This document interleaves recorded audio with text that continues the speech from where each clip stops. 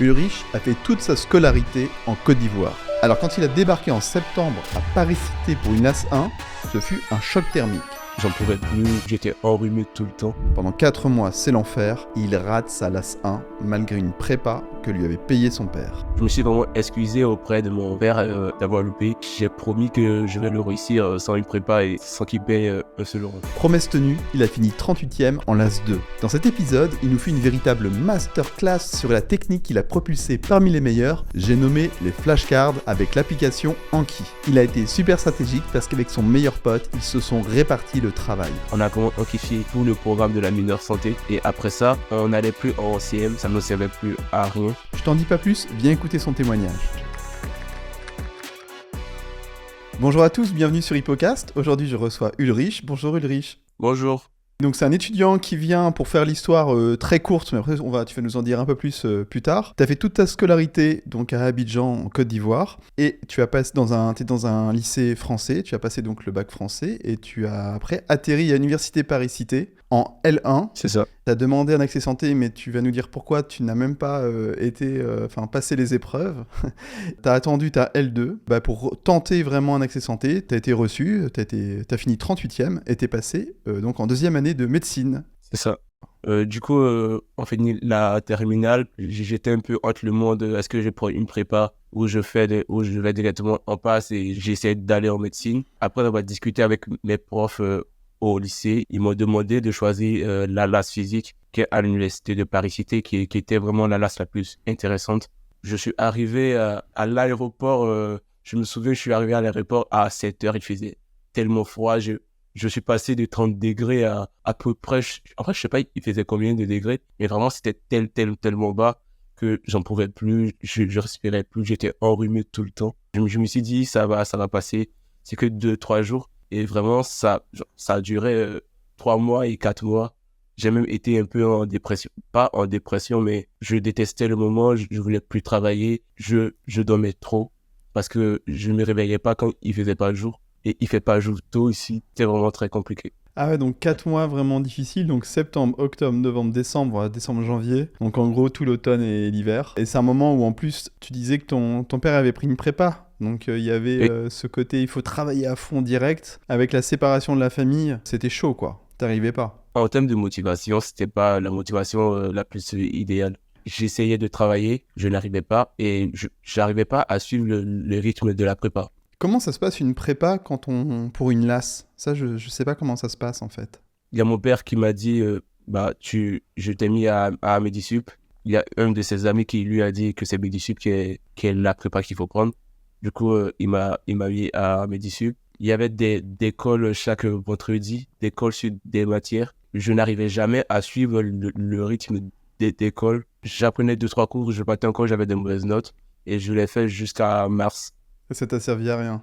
Vraiment à rien du tout. Mais est-ce qu'ils ont essayé de te repêcher un petit peu parce qu'ils voyaient bien que tu n'avais pas la bonne méthode de travail? Est-ce que dans ces cas-là, ils t'appellent, ils disent essaye de faire ci, de faire ça? Je sais pas comment ça se passe, mais nous, ils étaient juste là pour donner des polis, genre des polis qui est la retransmission du cours, et c'est tout. Il n'y avait pas de soutien psychologique ou par rapport à l'adaptation. Il y avait juste le début où ils étaient là, ils ont donné une sorte de liste de méthodos à faire et c'est tout. Ouais, c'est vachement léger parce que la transition lycée et fac, elle est quand même assez dure de toute façon. Au lycée, t'as pas forcément besoin de bosser énormément pour avoir de bonnes notes. Et puis t'as ton rythme, tout ça, c'est un peu pépère. Et là, à la fac, t'as beaucoup de cours et puis t'as 100 tasses. Et puis il y a quand même l'aspect concours si tu veux tenter l'accès santé. Et là, c'est chaud quoi. Oui, c'est ça. Alors raconte un peu donc cette première année de licence finalement. C'est une année un petit peu particulière parce que tu rates un peu la rentrée. À l'année de licence, j'ai été en physique. Du coup, j'avais des amis qui étaient en licence physique. Du coup, j'aimais bien la physique parce que j'adore tout ce qui est vraiment scientifique. J'aimais bien ma licence. Mais le côté LAS, le côté accès santé, je n'arrivais pas trop à suivre le rythme. Je savais pas si c'est moi, j'avais pas la bonne méthode de travail, ou si j'étais vraiment largué, ou si j'étais pas fait pour ça. Et c'est pour ça que t'as même pas tenté finalement l'accès santé si tu J'ai juste passé les examens. Je connaissais vraiment rien. Du coup, je n'ai rien validé et je me suis dit à la prochaine. Bon, en fait, tu viens de démontrer qu'en mettant au hasard, en répondant au hasard au QCM, ça marche pas forcément alors. Vraiment, ça marche pas du tout. Vous étiez combien en LAS 1 à tenter? On est, en termes de LAS 1 perso, 700. parce qu'il y a tous les LAS 1 à l'Université de Paris. Il y a tellement de diversité de LAS, du coup, on peut vraiment atteindre 700 à 800.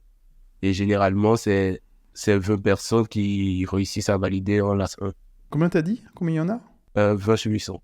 20 sur 800. Ah oui, c'est rien Oui. ça. Pour la LAS 1. Et donc tu dis que t'étais passionné, enfin que t'es passionné par la physique, et à ce moment-là, tu te questionnes et tu te dis, bah je vais faire une L2, une L3 physique, puis je vais partir là-dedans, quoi. C'est ça à ce moment-là?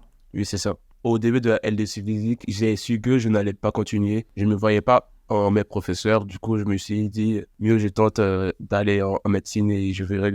Toi, médecin, c'est quelque chose qui était important pour toi? Enfin, c'était un métier que tu voulais faire? Lorsque j'étais enfant, je voulais que être médecin. Mais lorsque j'ai découvert l'aspect scientifique, les maths et la physique, je me suis dit, les prépas, pourquoi pas? Les prépas MPSI, pourquoi pas? Être ingénieur, peut-être que c'est le métier qui va plus me stimuler. J'imagine, ton père te paye la prépa, toi t'as du mal à y aller, t'as pas l'impression de... Enfin, niveau... genre, tu te rayes un peu. C'est horrible comme sentiment, j'imagine que tu devais C'est avoir. vrai, avec le fait que mon père me l'a payé, une pression à me dire, il le fait pour rien, je ne travaille pas, je n'arrive pas à suivre le rythme de la prépa. Je me suis vraiment excusé auprès de mon père d'avoir loupé et j'ai promis que je vais le réussir sans une prépa et sans qu'il paye un seul euro. Raconte-moi un petit peu, au deuxième semestre de ta L1, c'est quoi un petit peu un emploi du temps de quelqu'un qui est en licence? D'abord, tu as ton emploi du temps où tu as des CM, tu as des CM, tu as des TD, tu as des CC, des cours de contrôle continu régulièrement chaque 2 semaines. Du coup, il faut aller en CM, en TD et en CC et faire des CC. Du coup, tu n'as vraiment pas le temps. La licence n'est pas organisée pour te laisser du temps pour faire l'accès santé. La licence est organisée comme si tu es en totale licence. Tu n'es pas un étudiant qui est en accès santé. Du coup, c'est à toi de t'organiser, de te faire ton planning pour avoir du temps à bosser. Et les cours, c'est quel jour, à peu près? Les cours, c'est tous les jours. Lundi, mardi, mercredi, jeudi, vendredi. Et le samedi, on a des CC. Oh, l'enfer. Tu disais à un moment, il y avait des cols à la prépa tous les vendredis. Oui, c'est le soir à 18h. Des fois, je peux louper un cours pour aller à la colle. Et ça finit à quelle heure les cours? Généralement, c'est vraiment très variable. Des fois, c'est à 15h. Des fois, tu peux finir à 18h, 18h30. Et le week-end en plus, donc tu tapes le CC, je connaissais pas, CC, donc contrôle continu. Puis après, tu as le week-end pour te reposer, puis réviser un petit peu pour la semaine prochaine, quoi. Oui, c'est ça. Et t'as réussi à te faire des potes, tout ça, facilement? Le premier jour, je me suis fait un pote qui est vraiment mon meilleur pote. Sans lui, je pense que je n'aurais jamais réussi. Ah ouais. Du coup, il était en accès santé aussi. On a pris la même prépa. On était dans la même prépa. On a eu les mêmes difficultés. On n'a pas réussi à suivre le rythme de la prépa. Et lui aussi, il est en deuxième année de médecine maintenant? Oui. Et tu l'as rencontré comment? À la fac ou à la prépa? La fac, ils organisaient une sorte de rencontre entre étudiants. Et ça a été la première personne à qui j'ai parlé. Et il m'a dit... et on s'est retrouvés dans le même groupe de TD. Et après, il m'a dit, oui, je suis en LAS aussi. Et bon. Je suis assez étonné, en fait, qu'il y ait des préparations privées donc, pour préparer les mineurs santé. Est-ce que tu sais s'il y a une proportion très importante d'étudiants qui font des LAS et qui sont dans des prépas ou pas? Je pense que ça ne dépasse pas les 50%. C'est important, mais ce n'est pas majoritaire comme pour la passe. La fin de l'année arrive, tu as combien de moyenne à peu près? En licence de physique, ça va, j'ai 16 de moyenne, je suis parmi les 10% de la promo. Parce qu'on nous avait dit qu'il fallait être parmi les 10% de la promo pour espérer être en médecine. Du coup, j'ai essayé d'être parmi les 10% de la promo, j'ai 16 de moyenne, ça va. En termes de découverte scientifique, j'étais vraiment heureux. Ouais, tu te baladais en physique, quoi. Ouais, pas que je me baladais, mais juste je comprenais les notions à comprendre. Les vacances entre la L1 et la L2, tu vas revoir un peu la famille, J'ai profité avec mes amis, on est allé à Nice, on a fait du bowling et on a fait de la pétanque. Je n'étais pas en mode oui, j'ai tout loupé. Je me suis dit, pas grave, j'ai promis à mon père que l'année prochaine, je me donne à 100% et j'ai réussi. Du coup, je me suis dit, pas grave, je me repose. J'ai commencé le début de ma L2 le 27 août avec mon ami et après, ça s'est bien passé. Concernant le programme de la mineure santé, c'est quoi l'ampleur de ce programme-là? Et c'est quoi les conditions pour valider, et puis être reçu, puis passer en deuxième année, quoi? D'abord, par rapport au programme de la mineure santé, c'est divisé en 8 matières. On a de la biophysique, de la chimie, de la biochimie, de la biologie, l'histo-embryo-anat, la connaissance du médicament, la santé publique et la SHS. Grosso modo, on n'a pas de maths ni de physique de passe. Et on n'a pas de spé med, spé pharma, périodontaux. Et par rapport à l'admissibilité en accès santé, il faut essayer d'avoir les deux conditions, valider sa mineure santé et valider sa licence sans aller au rattrapage. Il faut avoir plus de 10 de moyenne dans la mineure, ne pas valider toute sa licence sans aller au rattrapage. Lorsque tu as les deux conditions, tu as la capacité de candidater. Il faut déjà avoir validé la mineure pour pouvoir candidater en fait à l'accès santé. Oui, c'est ça. C'est-à-dire qu'il y en a plein qui travaillent la mineure, mais qui peuvent même pas candidater parce qu'ils ont en dessous de 10, quoi. C'est ça. Autrement. T'as eu combien, toi, de moyenne à la mineure ? À la mineure, il n'y a pas de moyenne, mais si je veux faire une sorte de calcul avec mes moyennes de tous les yeux, 14, en vrai, je suis resté tout le temps avec le même niveau. C'est juste en L2, c'est un peu plus dur. Du coup, ça a diminué de moyenne. Je suis passé à 15.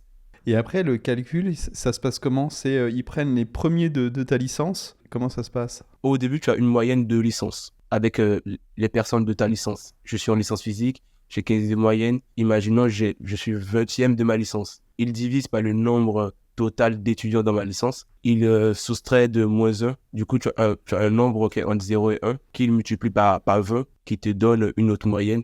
Une moyenne notée B1, si vous voulez. Après ça, ils ont été classe avec les personnes qui ont réussi à valider les deux conditions. C'est pour un peu atténuer les différences entre les licences très dures et les licences très faciles, quoi. T'as fini 38e de tous les LAS, du coup, finalement. Ouais, c'est 38e sur tous les LAS. Et si je dis pas de bêtises, c'est ceux qui candidatent en L2, il y a aussi ceux qui candidatent en LAS 3 aussi. LAS 3 et Master 1. Comment ça, les Master 1, ils peuvent demander un accès santé ? Enfin, c'est quoi ça, les Master 1 ? C'est très compliqué, les Master 1 qui ont validé la mineure santé, mais qui n'ont pas pu être pris en médecine. Alors maintenant, on va parler un petit peu d'organisation. Quelle était un petit peu ta stratégie de révision et d'apprentissage ? En termes de méthode de travail, je n'ai pas changé de méthode de travail du lycée à la licence 2 techniquement. Parce qu'au lycée, il y a un de mes professeurs qui m'a montré Anki, qui me permettait de réviser en histoire, géographie, en SVT, en français et en philo. Du coup, j'ai gardé la même méthode, j'utilisais Anki, je faisais tous mes flashcards. Moi et mon pote, on enquifiait tout.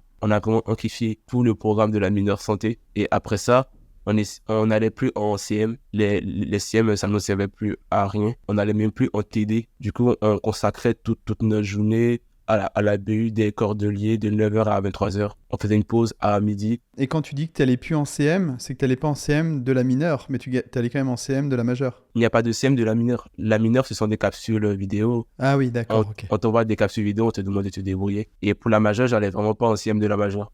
Parce que je pensais que ça ne me servait à rien. Et t'as réussi, quoi. Parce qu'en plus, la majeure, il faut quand même la valider, mais il faut quand même être dans les premiers, quoi. Comme on était deux, du coup, on s'aidait vraiment mutuellement. Si je ne comprends pas un concept, je demandais à mon ami de m'aider. Il m'expliquait. S'il ne comprenait pas, je l'expliquais. Ça allait vraiment plus vite. Et vous avez partagé vos enquis ensemble ? En gros, on s'est mis d'accord sur la MEP des enquis. En gros, c'est une sorte de mise en page, de manière de faire des enquis pour que ça plaise à nous deux. Je demandais de faire le cours sur la cellule. Moi, je fais le cours sur la membrane plasmique. Du coup, on ne perdait pas de temps. Et lui, il connaissait Anki ou il le découvrait avec toi ? J'ai vraiment incité à le faire. Je me suis dit, oui, c'est magnifique Anki. Ça fait de tout valider. Après, il m'a dit, oui, ok, ça va. Parce que lui, il n'avait pas des méthodes de travail en tant que tel. Et quand j'ai proposé le beau projet, il m'a dit, ok, j'y vais avec toi, allons-y. Tes cartes, tu les faisais par cours, c'est ça, quand même ? Je mettais lieu 1 biologie, 1 cellule, je flash, 2 membrane plasmique. Après, si je voyais qu'il y avait des cours qui se ressemblaient, je faisais des tags pour après essayer de les rassembler dans un tag qui fera un autre paquet. T'as combien de flashcards au total ? Moi, je me suis retrouvé avec 4000 flashcards. C'était vraiment drôle. Lors des révisions, on n'arrivait pas à tout faire. Du coup, on a un peu ciblé les flashcards. Du coup, on cliquait sur le mot. C'est interminable. D'abord, il faut comprendre. Nous, on comprenait d'abord le cours. On faisait pas des flashcards directement. On regardait la vidéo. Du coup, on comprenait le cours. Lorsque tu finis de comprendre le cours, tu fais des amphis. Et après, 2-3 jours après, tu commences à apprendre l'amphi que tu as fait. Pour ceux qui ne connaissent pas, là-dessus, c'est le tutorat de l'Université de Paris-Cité. Ils ont une très très bonne réputation, ils font du bon travail. Petite dédicace là-dessus. Vous regardiez les vidéos genre en x2, en vitesse normale ? En x2. Des fois, c'était des cours de vidéo de 30 à 20 minutes. Du coup, c'était pas des CM de 2 heures ou 3 heures. Et les CM, ils changent d'une année sur l'autre ? Pas du tout. Est-ce qu'il y avait une stratégie de délai entre la fois où tu découvres le cours en le regardant, la fois où tu vas regarder la fiche la première fois, et ensuite quand tu fais l'enquis ? Est-ce que genre c'est lundi, puis mardi, puis mercredi, ou c'est tout au même jour ? Enfin, comment ça se passait ? on apprenait le cours parce on a regardé des vidéos sur comment utiliser l'application. D'abord, on nous a dit il faut comprendre et apprendre. Après, on fait des QCM. Du coup, le premier jour, on comprend. On finit de comprendre, on enquifie le même jour. 2 jours après, on apprend le cours. J0, c'est un peu la vidéo, compréhension et t'enquifis. Et quand tu enquifis, ça dure combien c'est très long, ça, par contre. Pas du tout. Au max, 1h30 sur le cours. Ah ouais, tu dézingues le cours en 1h30. Si tu comprends le cours, tu vois vraiment c'est quoi qui est important. Parce que des fois, il y a des choses, c'est que du détail qui tombera jamais. Donc ton J0, après 2 jours après, donc ça fait J1, ça fait J2. C'est ton J2, quoi. Ta première session d'apprentissage. Donc là, tu tapes toutes tes flashcards du cours. Une fois que tu as tout flashcardisé, tu es en plein milieu du semestre, tu ouvres ton app et tu vas... et comment t'appelles toutes les flashcards du jour par ordre de cours ou comment ça se passe? Le matin, tu ouvres, tu vois que tu as 200 flashcards, tu vois que il y a 2 cartes en cellule, 3 cartes en mort plasmique. Des fois, je prenais tout direct. Au début, c'est cours par cours, puis après, quand t'as que 10 flashcards par-ci, Ouais. par-là, tu prends tout. Je prends tout direct. Est-ce que t'as des stats, genre combien de fois t'as vu chaque carte? Quand je demandais à mes amis qui me disaient que j'ai fait seulement que 3 tours de biologie, moi je me disais, j'ai vu le cours sur la cellule chaque jour que ça me proposait. Je voyais le cours ou la partie du cours que je comprenais pas bien. Je voyais ça vraiment très très régulièrement. Classiquement, par exemple, même pour la méthode DJ, on se dit, on raisonne par cours. Mais finalement, à la fin, tu auras vu 6 fois le cours, ou même 10 fois, admettons 10 fois le cours, mais tu auras vu 10 fois en fait toutes les notions du cours. Et en fait, ça cible vraiment, c'est vraiment très puissant, quoi. Ça découpe, bah ouais, c'est vraiment le découpage de chaque cours en petites notions. Ah, d'ailleurs, la taille de tes flashcards, c'est genre, c'était vraiment découpé à la question-réponse, ou c'était genre des petits chapitres ou des paragraphes? Des fois, je faisais des vrais ou faux, parce que des fois, il y avait uniquement, il y avait des questions, il y avait toujours, où on te dit, il y a toujours ça dans telle cellule. J'ai dit, ok, c'est toujours, du coup, je fais un vrai ou faux. Des fois, je faisais des clauses. En gros, c'était des trous à texte, je crois, ouais. Comme ça, je lis le texte et je complète la phrase. Et tu passais combien de temps sur Anki par jour? Je pense que je passe la moitié de mon temps sur Anki. Techniquement, je peux passer de 9h à midi, je fais que de l'Anki. 13h à 15h, je fais que de l'Anki. Après, je passe au QCM qui sont proposés par là-dessus. Est-ce que des fois tu mettais, parce que si t'es un taré de Nanki, j'avais eu cette idée-là de mettre ton carnet d'erreurs sous forme de flashcard. À un moment, on était en train de faire des annales et on se rendait compte qu'il y avait des réponses, il y avait des questions, des items qui se répétaient. Du coup, on a décidé de faire des Anki en QCM. On a fait des QCM en Anki. On mettait la question, on s'est débrouillé à faire du A, B, C, D. Du coup, tu as un QCM qui est dans ton Anki et on te demandait est-ce que ça c'est faux et tu répondais. Après, Ouais. après en bas, tu avais la correction qui est la capture d'écran du cours de là-dessus. Comme ça, des fois, j'avais des questions, je les lisais même pas. Je voyais la question et dis hop là, ça c'est faux. J'étais vraiment dans l'automatisme. Et ça t'a servi pour le jour du concours de la mineure? Vraiment, oui. Ça m'a servi en SHS parce que je détestais la matière. La matière, personnellement, je ne l'aimais pas. Du coup, j'ai appris plein de curocs et il y a 2 de mes curocs qui sont sortis. Je connaissais quoi il fallait répondre, je savais qu'est-ce qu'il fallait mettre. Du coup, j'ai réussi les 2 curocs. En fait, c'est dans le processus aussi de questionnement sur ton cours, de faire l'action de transformer ton cours en flashcard qui participe déjà à l'apprentissage. Avec ton expérience avec ton pote, en fait, vous êtes séparé le travail. Est-ce que tu apprenais plus vite avec tes propres flashcards ou peu importe que ce soit toi qui les aies faites ou ton pote, finalement, c'était kiff-kiff? On se mettait d'accord sur la manière de faire le flashcard. On s'est mis d'accord sur la MEP, la mise en page. C'est quel niveau de détail il faut mettre. Du coup, je voyais vraiment pas la différence entre mes flashcards et lui, ses amphis. Ouais, mais c'est-à-dire que lui, quand il a fait ses Anki, c'est pas toi qui as fait l'effort de les découper et de les mettre en forme, tout ça. Parce qu'il y en a qui disent, en fait, déjà, on commence déjà à apprendre en faisant ce travail-là. Toi, t'as pas vu de différence majeure. On comprenait tous les cours avec la vidéo et la fiche. Du coup, le flashcard, c'est juste pour ne pas l'oublier. Sinon, je commençais pas à apprendre avec les Anki. Je l'avais déjà appris parce que je le comprenais déjà. Faire des Anki, c'est une technique que tu conseillerais aux étudiants? Si tu les utilises mal, si tu ne fais pas tes Anki régulièrement, ça ne sert grave à rien parce que tu te retrouves avec 2000 Anki. Si j'étais seul, j'aurais pas pu le faire. Ah ouais. C'était vraiment long. Ah ouais, tu continues à le faire aujourd'hui en deuxième année de médecine? Oui, je pense qu'on ne change pas une équipe qui gagne.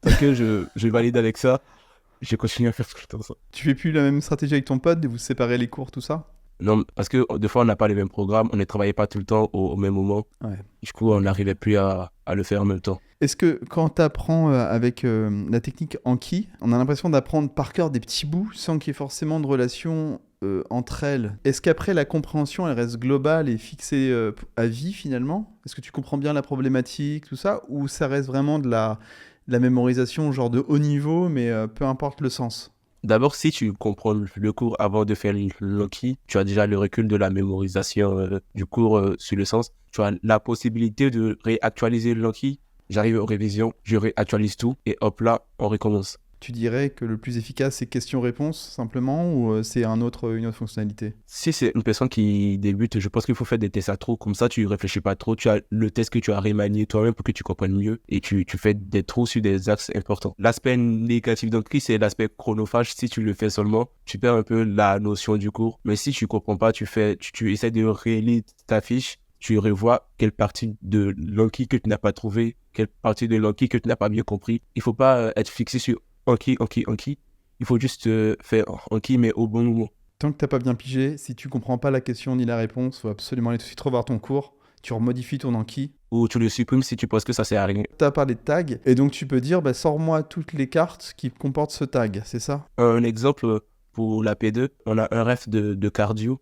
Et dans les refs, il y a de la physio, il y a de la sémio, et il y a de l'anatomie, embryologie, radiologie. Et comme ça, je mettais 3 tags, la sémio-cardio, la sémio-pneumo, la physio-cardio, la physio-pneumo. Et comme ça, à la fin, comme j'avais une épreuve de physio-cardio, du coup, je me disais, sors-moi les cartes de physio-cardio. Et comme ça, ça me permettait de bosser que la physio-cardio. Quels seraient les conseils à donner à quelqu'un qui veut tester Anki? Est-ce que c'est fait pour certaines personnes et pas d'autres? Ou ça convient à tout le monde, mais ça dépend de la matière? Je pense qu'il ne faut pas faire des enquis de matière de réflexion, comme la chimie, la biophysique. Il faut faire des enquêtes des matières à par cœur, la biologie, la biochimie, la SHS, histo-embryo. Si tu le fais et ça ne t'arrange pas, tu vois que tu n'arrives pas à respecter les enquis, mieux il faut abandonner ça que de persister. En gros, vraiment, il faut avoir une rigueur de travailler chaque jour. Parce que enquis, c'est un peu long et ça prend du temps. Ah ouais, genre 300 cartes, ça te prend combien de temps à peu près? 304, je pense que ça peut te prendre 2-3 heures. Alors que si tu as 154 en 1h30 ou en 2 heures, tu l'as plié et tu l'as bien compris. Mais vraiment, il ne faut pas s'arrêter. Il y a des options pour mettre des pauses le samedi et dimanche. Ouais, ok, donc d'accord, donc ça c'est ça qui t'a permis de valider ta mineure, donc on va retenir ça. C'est quand l'examen de la mineure à UP pour les LAS? Et mars, on a l'examen de la mineure. C'est sur un jour ou 2 jours? 2 fois, c'est sur un jour, 2 fois, c'est sur 2 jours. Ça dépend de l'organisation de la fac. Est-ce qu'à un moment, t'avais du retard, t'étais un petit peu ouais, perdu dans tes flashcards d'affaires, plus ta licence, des moments où c'était très dur? Le moment qui était le plus dur, c'est le moment de décembre. Parce qu'en décembre, j'avais plus de cours de majeur. Du coup, je bossais que ma mineure. Je bossais jamais ma majeure en décembre, en janvier et en février. Je partais plus au CC. C'était un peu... c'était critique. En mars aussi, c'était pareil. Du coup, lorsque j'ai fini ma mineure, il y avait 3 mois de majeur à rattraper pour un examen qui se déroule en mai. Du coup, là, je me suis dit, je vais jamais réussir. Mais quand même, comme j'avais une sorte de duo qui marchait avec mon pote, on avait un tableau dans la BU.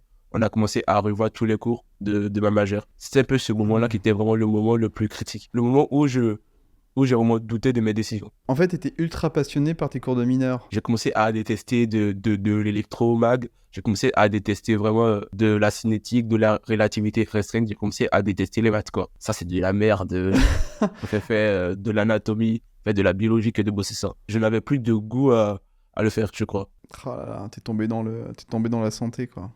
Comment ça se passe la veille du concours? Qu'est-ce que t'as fait? On s'est pas reposé. On était à Villepinte. On a loué un hôtel qui est proche de Villepinte. On n'a pas dormi vraiment. On a dormi que 2 ou 3 heures. Je peux pas dire que je conseille pas ça, mais je pense que si je faisais pas ça, j'aurais pas validé. J'ai bossé la SHS parce que la SHS, j'avais tellement peur et c'était la première des matières. Je me dis, si je loupe la SHS, c'est mort, c'est fini. J'ai fait toutes les annales, toutes les curogues. Je les ai apprises. Sans ça, j'aurais pas validé perso. Ouais, et puis après t'as l'adrénaline, tout ça, t'es en pleine forme pour la journée, donc Ouais. tu t'endors pas devant ton examen, quoi. Pas du tout. Ok, bah je te remercie beaucoup pour ce témoignage-là. Je crois qu'on a fait un bon tour. Avec on a bien creusé, on a bien poncé le sujet flashcard, je pense. Tu regarderas de temps en temps sous la vidéo YouTube s'il n'y a pas des commentaires qui ont attrait à cette technique. N'hésite pas de répondre. Je pense que ça peut intéresser plein de monde. Et je te souhaite bonne continuation dans tes études. Merci. À bientôt. À bientôt.